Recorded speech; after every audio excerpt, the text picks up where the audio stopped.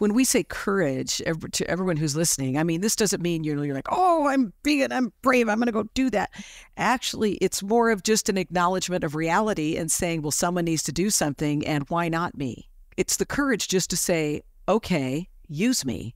I'll step in and I'll do it. That's the first step. And then once you are there, it's not as scary as it might, or as awful as you might think it's going to be. You could play a very large role in keeping it from being awful. And don't you want that for the place that you live, for where your largest asset sits, your home? HOA Insights, common sense for common areas, exists to help all 2 million volunteer board members nationwide have the right information at the right time to make the right decisions for their future.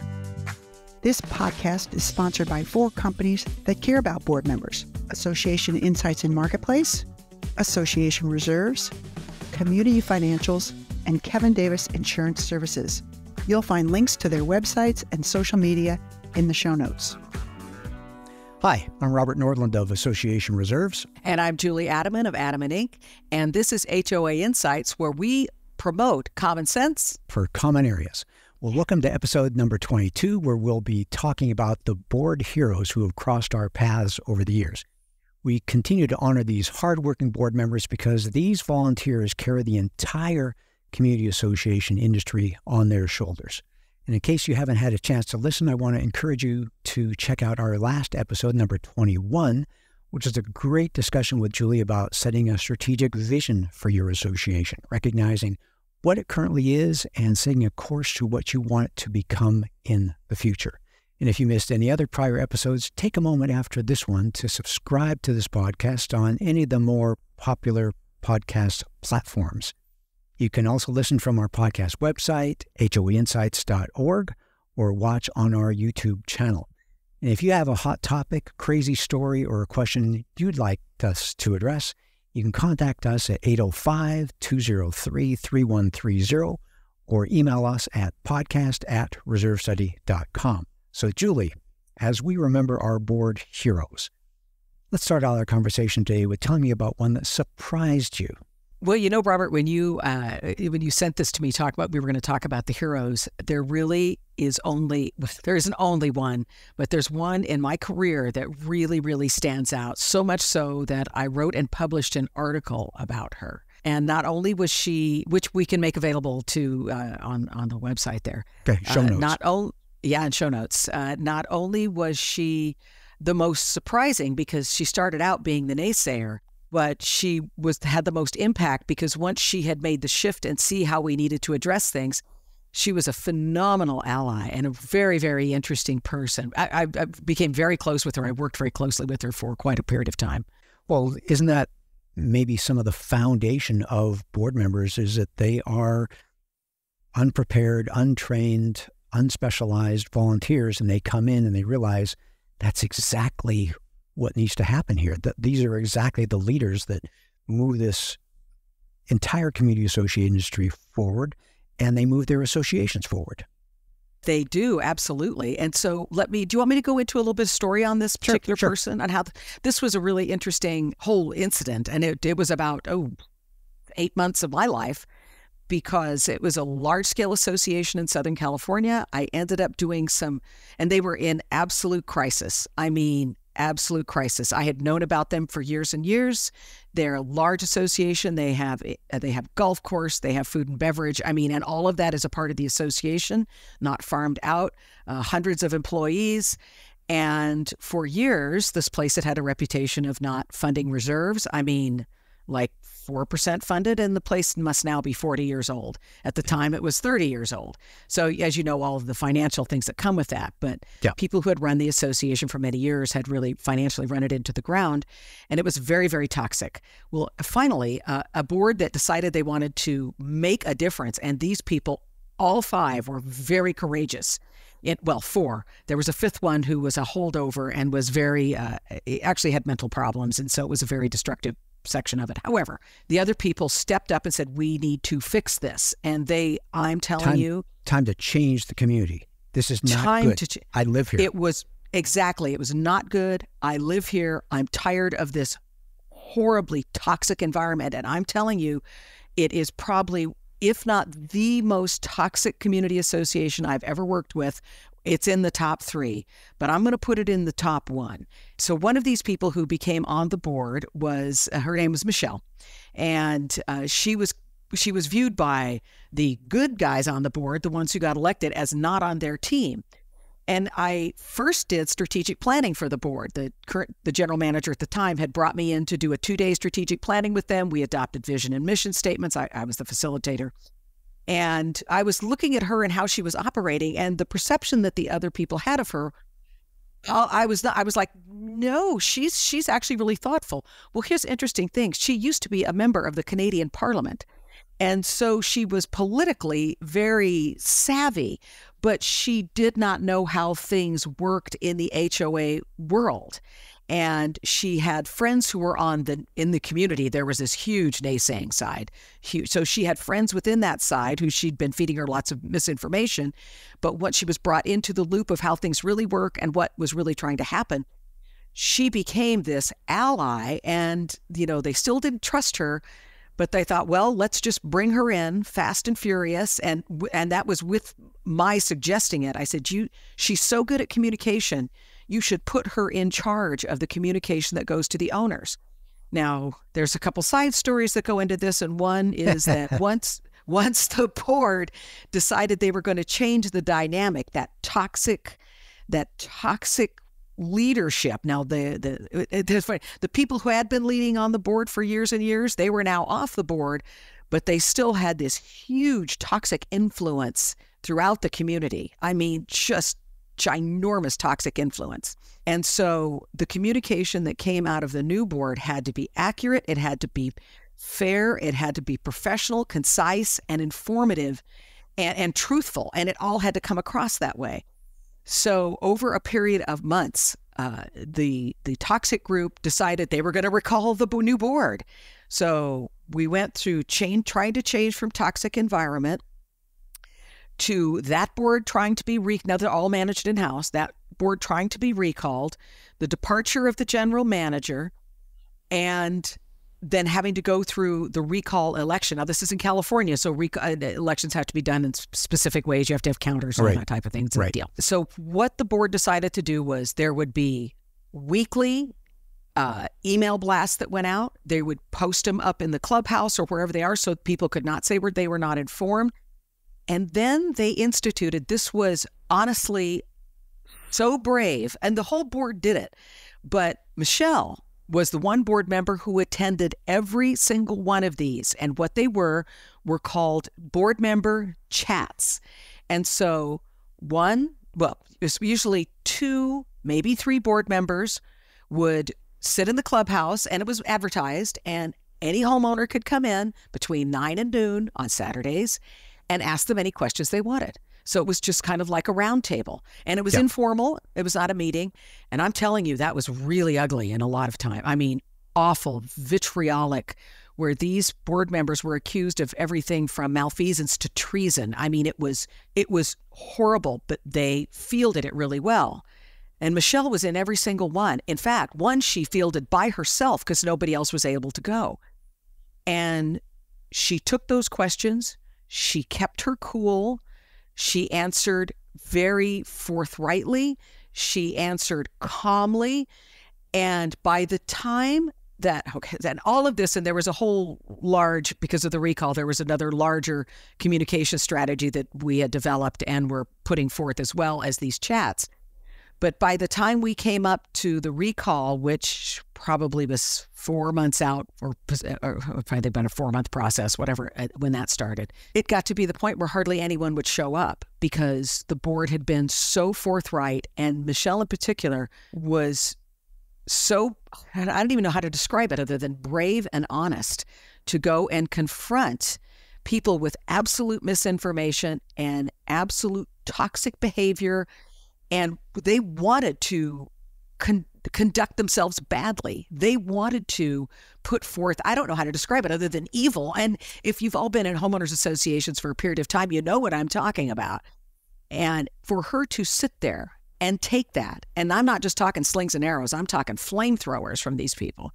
And after months of doing it, it calmed down so much that people weren't even showing up anymore at those board member chats, which would have 200 people at them originally, right? It's a huge association with over 1,000 units. So, and then the good news is, by the time it was all over, they had beat back the recall, and it was the most, and that was the most gratifying. I was there with them when the votes were counted, and it was just an incredible, amazing thing. But she was the biggest surprise because she was the naysayer, and they viewed her as a naysayer. Then I got to know her more and realized she wasn't a naysayer. It took the rest of the board a while to trust her. But after that, it was just the most amazing experience for her and for the board and for me. I will say, to me professionally, that was probably one of two apexes of my career, was doing that consulting over that 9 or 10 month period that I did with that association. I was there on site every week for a month, just helping them work through this stuff. Plus I was on the phone, I was on email every day. I was working with them, especially with Michelle, about composing communication that would go out, and she would do the composition of the e-blasts and the articles that go in the newsletter. It was the most incredible thing. And here's what she said that I thought was so fascinating. Now, you're looking at someone who's been in government before, right? And so she was previous member of the Canadian Parliament. And she said to me, she said, Julie, it's so interesting because when you're a member of Parliament, or any governmental entity, she says, you make these decisions and you're kind of one removed. Well, you really are one removed. But you make a decision in a homeowners association and somebody's knocking on your door. The reaction is immediate and visceral. Whereas when you're making it in a government, it's academic. Well, I think all board members listening to this know that any decision you make is not academic. People are going to react immediately, whether they see you in the elevator or near the swimming pool or out by the mailbox or walking your dog. And so it is, I want to tell everybody, some of you have been in terrible situations. Maybe you're in one right now with your association, whether it's a recall or just some political turmoil that's going on, and you or your board is the focus of that. Is that you're not alone. It's happened to many. And please, Robert and I would love to hear these stories and maybe help you work some of those things out through one of these podcasts. But you can live through it if you can live through it and thrive, maybe not through it, but thrive beyond it as a community if you address the problems head on. And I think the biggest thing was understanding that communication, and again, honest, forthright, informative, relevant communication on a regular basis through a crisis, whatever crisis that is in your community, is everything. People know the truth when they hear it. They know the truth. And you board members out there, and you're thinking, oh, if I'm blunt about it, maybe they won't like it. Maybe I got to soft pedal that truth. I would tell you, don't soft pedal. It doesn't mean you need to be rude. I'm saying be truthful and don't embellish. You don't need to. The truth speaks for itself, and you don't need to qualify it. Well, but we could have done this. We could have done that. No, speak the truth. Move forward. I have seen it work. Literally, that was a miraculous thing that happened with that community and that board. Yeah, that must have been fun to see that. Julie, I'm writing down. It was painful too. Oh, yeah. Growing pains, but positive growing pains. Very positive. The opposite of descending into chaos is emerging. And I heard you say things like the board member chats, having that communication, that transparency, where we've got nothing to hide. Michelle kept her professionalism. And my thinking is, and I've heard it so many times from so many different sources, people need to be heard. And the pressure release, where you have a steam chamber where you've got a lot of pressure and you just need to release the pressure. And the 200 that were appearing on Saturday mornings finally dwindled when the board had answered their questions. And some more things for the board members listening. Things can change. It may take time. It took months in your case. You need to be brave. You need to be honest. And I think you need to keep your cool, because it's one thing to use the word vitriolic, for people to be angry at you, for people to be upset. But you can duck and you can dodge. Simple questions like, why do you think that? How do you know? And some of those revealing questions, and you can say, well, actually, let me show you the financial report here. And if you do the math, if there's a large plan development, $100 a month times 12 months times this many people, this is our budget. And let me show you the pie chart of where it goes to. All these kinds of things. The truth is amazing when it can let the pressure out of a problem. Honestly, Robert, it's the truth will set you free. I mean, it applies to HOAs as much as it does to your regular life. I think sometimes we lose sight of that. And it's not that the board doesn't want to tell the truth. It's sometimes that the truth is painful to the owners, especially if a community has not been well run for many, many years, and they don't realize, to speak financially, and obviously, Robert, this sings to you, is that these are the biggest truth, is that our reserves are highly underfunded. This community was funded like 4% reserves. It was 30 some years old with huge infrastructure, clubhouse and golf courses and everything, and didn't have money to fix it because they had just, duct tape and bubble gum and, and mud. That's how they held it together. Everything costs money. I keep saying it. Mother Nature and Father Time are undefeated, and they will tear your property down to the ground. So you need to put up a good defense. Right now, we're dealing with a lot of upset Florida community associations, or I shouldn't say community associations, community homeowners who are upset that their homeowner assessments are going to have to go up because at least partial elimination of the waiving process. In Florida, homeowners have been allowed to waive reserve funding. They've been given a line item veto on that. And so many Florida homeowner associations are way behind on their reserves. Again, Mother Nature and Father Time, they really don't care what the law says. They're beaten down roofs, painting, asphalt, tennis courts, deck systems, planter boxes, whatever is cemented, stucco and everything. Cement and stucco and everything. And when the homeowners have been given the power to vote to say, nah, we're not going to pay for that, the building is just, the deterioration is going to get ahead. And when the reality comes that, wow, these are some big bills we need to pay, there's a lot of upset people saying, but I've been counting on $350 a month. The dues have been set at $350 for the last 5 years since I've bought a unit at this association. And gee, in the last 5 years, what has inflation done to everything that we touch in our lives? Well, people are suspicious. A little story that stands out in my brain was one not long ago. I was playing golf as a single, joined a threesome, little chit-chat, and I say I'm in the community association business. I help associations with their reserve fund, help know how much they need to be setting aside for roofing and painting and asphalt, those kinds of things. And one of the guys says, you got to work at my association because they're a bunch of fools and they're a bunch of thieves. My association dues are this much, and I know they're stealing from me. I'm like, where does that come from? Seinfeld. It comes from a Seinfeld episode. Yeah. Well, that's a good point.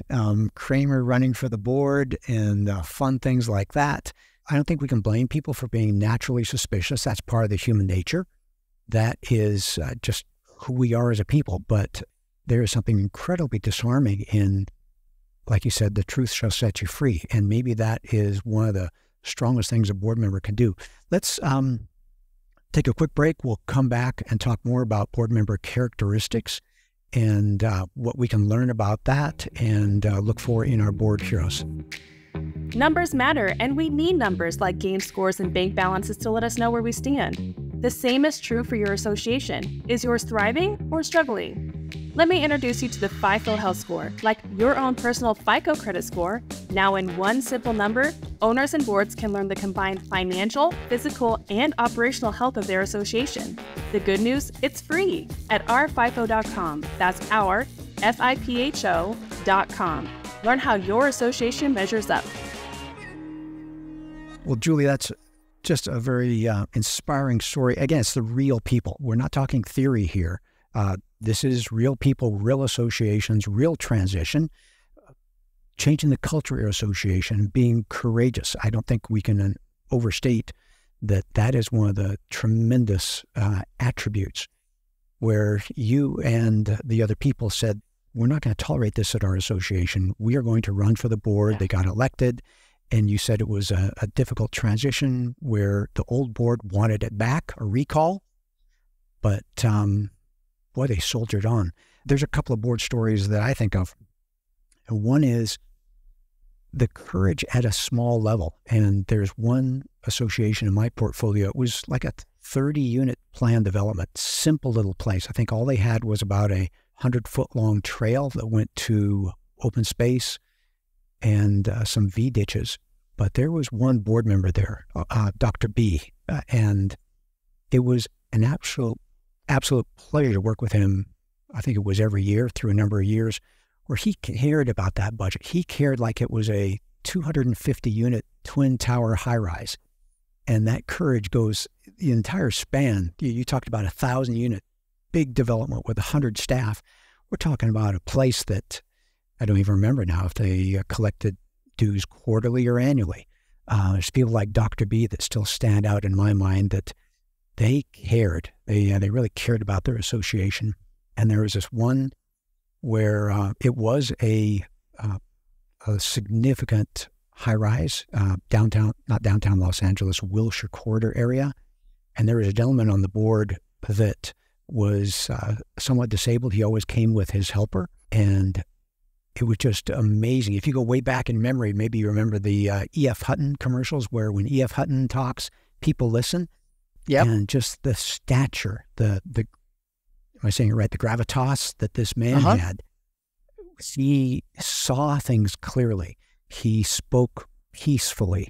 He brought clarity. He brought communication. He brought consensus. It was just amazing what one person can do. And first name Ed is all I can remember at this point in time. But just, boy, the people that stand out. And yeah, just one member of the board, but he was able to be a pivot point, that clarity. So, boy, what are we talking about here? Clarity? Courage. Curiosity. Communication. You talked about communication and curiosity. It's like, why do we have to live here with the board doing so many bad things? If indeed the board is stealing from us, run for the board. Fix it. You don't have to tolerate it. Yeah. It's interesting. I think the courage, I want to address that really quickly. And I think when we say courage to everyone who's listening, I mean, this doesn't mean you're like, oh, I'm big and I'm brave, I'm going to go do that. Actually, it's more of just an acknowledgement of reality and saying, well, someone needs to do something, and why not me? Why not me? If you're not on a board, you're a resident homeowner who's listening to this podcast right now, and you see things that maybe need fixing, you're like, well, I don't have time to do that, or I shouldn't do that. And sometimes you don't have time. This is true. But I would say most of the time you do have time. I mean, I've sat on 2 boards at one time, and yes, this is my business, so I guess it's easier for me, but there's still a lot of information to absorb. But I will say it's the courage just to say, okay, use me.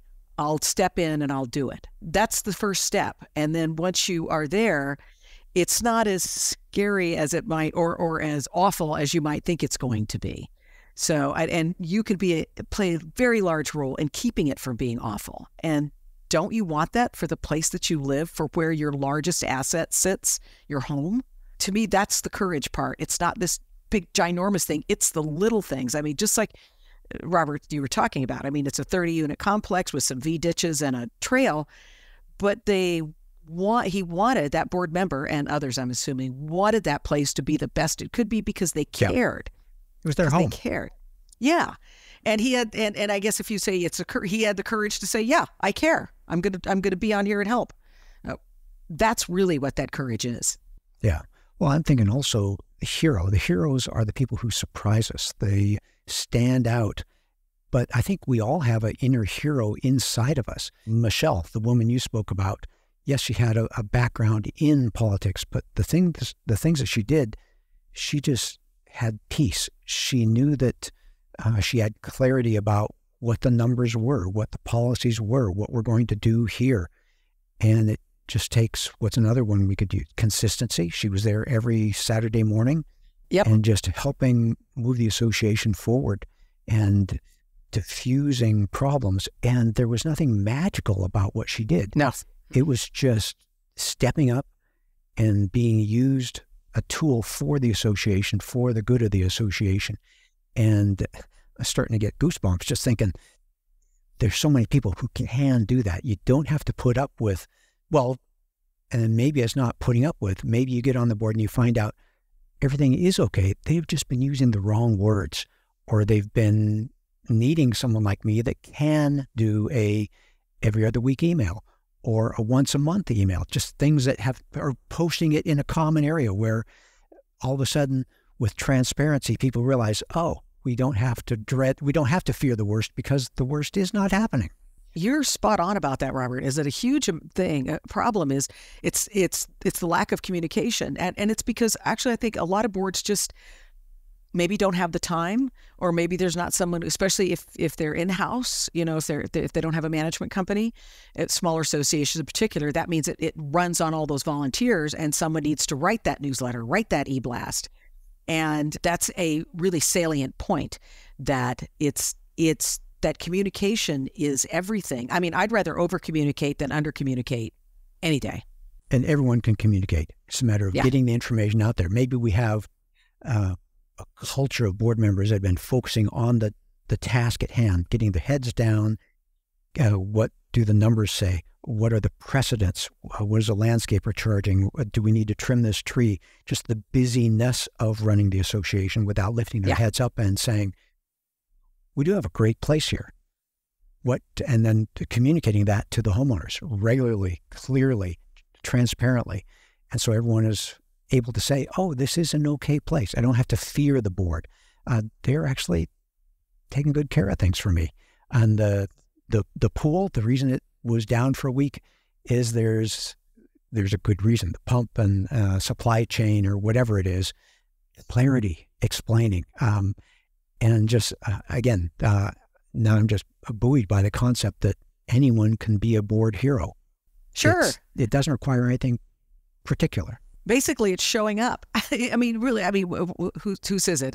Was it Woody Allen or many others have said it? 80% of life is showing up. And really, it's just showing up and doing the job and communicating and understanding what's going on around you and doing your best and not faking it, being truthful and being okay with being truthful, whether they like it or not. I mean, like I said, people can tell. They know the truth when they see it.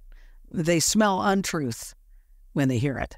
Yeah. And wasn't President Abraham Lincoln famous for having a cabinet full of rivals?